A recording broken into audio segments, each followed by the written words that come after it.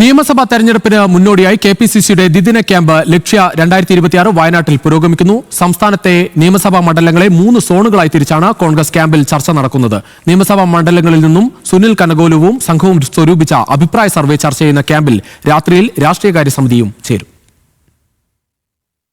തെക്കൻ കേരളം, മധ്യകേരളം, ഉത്തര കേരളം എന്നിവിടങ്ങളിലെ നിയമസഭാ മണ്ഡലങ്ങളിലെ വിജയ സാധ്യതകളാണ് പ്രധാന ചർച്ച. തെരഞ്ഞെടുപ്പിനോടനുബന്ധിച്ച് നിയമസഭാ മണ്ഡലങ്ങളിൽ സുനിൽ കനകോലുവും സംഘവും സർവേ നടത്തിയിരുന്നു. ഈ റിപ്പോർട്ടിന്റെ അടിസ്ഥാനത്തിൽ സോണുകളിലേക്കുള്ള ചർച്ച നടത്തി. സോൺ ചർച്ചകൾ വൈകുന്നേരത്തോടുകൂടി ക്രോഡീകരിച്ച് ക്യാമ്പിൽ അവതരിപ്പിക്കും. ശേഷം രാത്രിയിൽ രാഷ്ട്രീയകാര്യ സമിതി ചേരും. ആദ്യഘട്ട സ്ഥാനാർത്ഥി പട്ടിക സംബന്ധിച്ചുള്ള ചർച്ചകൾ നാളെ പൂർത്തിയാക്കും. രാവിലെ നടത്തിയ ലീഡേഴ്സ് സമ്മിറ്റിൽ മുതിർന്ന നേതാക്കൾ അഭിപ്രായങ്ങൾ പങ്കുവച്ചു. എംപിമാരും മുതിർന്ന നേതാക്കളും മത്സര രംഗത്തുണ്ടോ എന്ന ചർച്ച ഉയർത്തിവിടുന്നത് സിപിഐഎമ്മും ബിജെപിയുമാണെന്നും ആരും സ്വയം സ്ഥാനാർത്ഥി പ്രഖ്യാപനം നടത്തേണ്ടെന്നും കെ.സി. വേണുഗോപാൽ പറഞ്ഞു. നിയോജകമണ്ഡലത്തിലും ആർക്കാണോ ജയത്തിന് സാധ്യതയുള്ളത് അത് നോക്കിക്കൊണ്ടുള്ള നമ്മളാരും ഇന്നയാൾ സ്ഥാനാർത്ഥികളാവും അല്ലെങ്കിൽ ഞാൻ സ്ഥാനാർത്ഥിയാവും എന്നുള്ള സ്വയം പ്രഖ്യാപനം നടത്തണ്ട എന്നുള്ളതാണ് എനിക്ക് വിനയപൂർവ്വം നമുക്കെല്ലാവരോടും പറയാനായിട്ടുള്ളത്.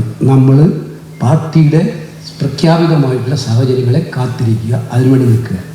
ഘടകകക്ഷികളെ പിണക്കരുതെന്നും സമുദായ സംഘടനകളെ പൂർണ്ണമായി വിശ്വാസത്തിലെടുക്കണമെന്നും കെ മുരളീധരൻ പറഞ്ഞപ്പോൾ 2019 ലോക്സഭാ വിജയത്തോടെ ഉണ്ടായ അമിത ആത്മവിശ്വാസം വേണ്ടെന്ന് ദീപാദാസ് മുൻഷി നേതാക്കളെ ഓർമ്മപ്പെടുത്തി. കെപിസിസിയുടെ ക്യാമ്പിനെ ഏറെ ഗൌരവത്തോടെയാണ് കോൺഗ്രസ് നേതാക്കൾ നോക്കിക്കാണുന്നത്. ന്യൂസ് മലയാളം, വയനാട്.